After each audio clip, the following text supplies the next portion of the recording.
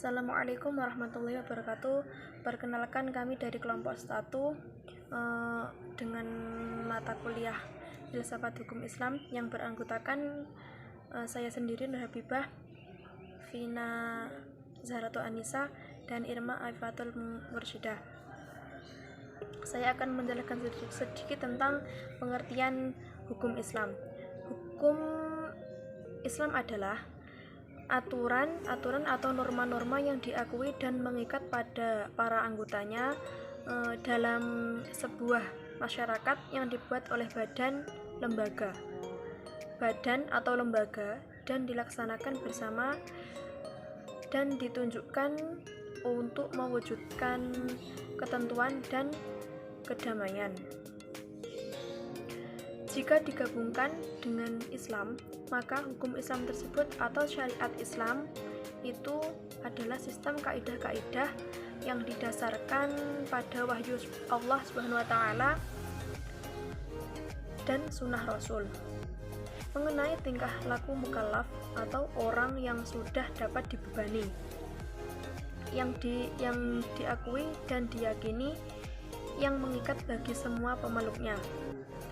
Definisi hukum Islam adalah syarat yang berarti aturan yang diadakan oleh Allah SWT untuk umatnya yang dibawa oleh Nabi SAW, baik hukum yang berhubungan dengan kepercayaan atau akidah maupun hukum yang berhubungan dengan amaliyah atau perbuatan yang dilakukan oleh umat muslim. Hukum Islam juga dapat diartikan sebagai keseluruhan bangunan dari peraturan dalam agama Islam, baik lewat syariat, fikih, dan pengembangannya seperti fatwa, qunun, siyasah, dan lain-lain. Yang selanjutnya akan disampaikan oleh Mbak Vina dan Mbak Irma. Selanjutnya saya akan melanjutkan penjelasan dari Mbak Habibah, yaitu mengenai sejarah hukum Islam. Pemikiran terhadap hukum Islam itu telah lahir sejak awal sejarah umat Islam, disebabkan oleh adanya dorongan Al-Quran dan As-Sunnah agar manusia menggunakan pikirannya dalam menghadapi persoalan hidup, terlebih menghadapi persoalan yang sangat fundamental. Diperkirakan sebutan hukum Islam itu mulai dipergunakan setelah umat Islam mengalami kontak langsung dengan dunia barat, dan pada saat itu sistem sosial mereka telah lebih maju penataannya, termasuk di dalam aspek hukum. Kemajuan yang dialami Barat ini mendorong umat Islam untuk melakukan penegasan identitas diri, yaitu dengan menyebut hukumnya dengan sebutan hukum Islam, untuk membedakannya secara jelas dengan perkembangan hukum Islam yang ada di Barat. Penyebutan itu juga didorong semangat pembaharuan di kalangan umat Islam yang menyadari keterbelakangan hukumnya dengan hukum Islam untuk membedakan secara jelas dengan perkembangan hukum di Barat. Nah, penyebutan itu juga didorong semangat pembaharuannya dan berupaya melakukan penafsiran ulang dengan perkembangan zaman. Nah, yang demikian merupakan penjelasan dari sejarah hukum Islam. Akan dilanjutkan dengan pembahasan selanjutnya. Yaitu materi ketiga mengenai kekuasaan Allah dan hukum Islam bagi manusia dan alam. Jadi Allah itu adalah sang mencipta dari segala yang ada di dunia ini, dan Dia menciptakan segala yang ada dengan tidak sia-sia. Yang artinya yaitu dengan kekuasaannya itu Ia menciptakan manusia dan alam semesta.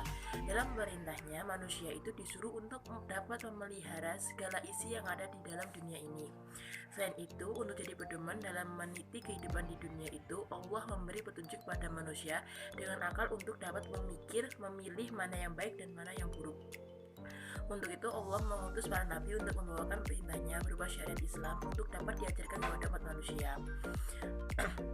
Terus adapun syariat Islam diterapkan kepada manusia karena syariat Islam itu mengajarkan kepada kebenaran dan keadilan. Terus alam semesta itu telah diciptakannya dengan tatanan kerja yang teratur, rapi, serta serasi. Keteraturan, kerapian, dan keserasian alam semesta itu dapat dilihat dari dua kenyataan. Yang pertama yaitu berupa keteraturan, kerapian, dan keserasian dalam hubungan alamiah antara bagian-bagian di dalamnya dengan pola saling melengkapi dan mendukung satu sama lain.